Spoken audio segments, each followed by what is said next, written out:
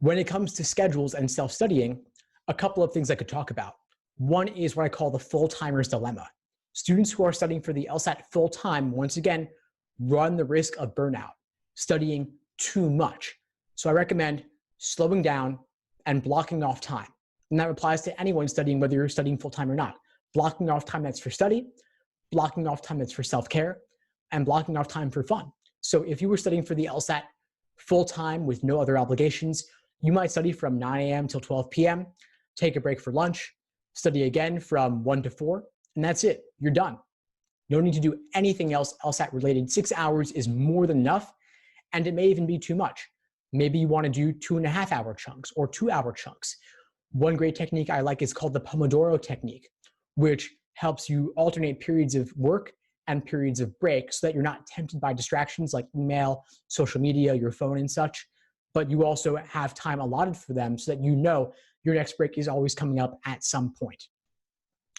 Then, if you have the opposite problem where you have competing obligations, like you are working full-time or you are in school, that's really tough. I hear from students working full-time all the time, especially paralegals working long hours. And I'll tell them, try to tell your boss you can't do overtime.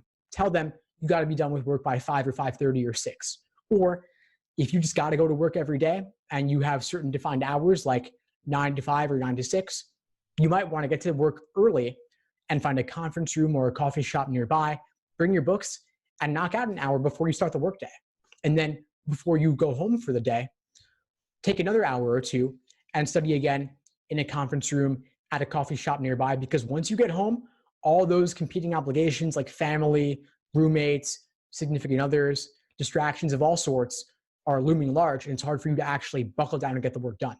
So I would recommend staying at work, getting there early, staying late to get your studying done then.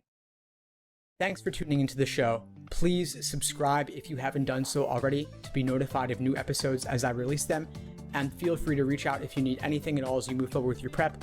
I'm happy to help however I can. In the meantime, I wish you all the best and take care.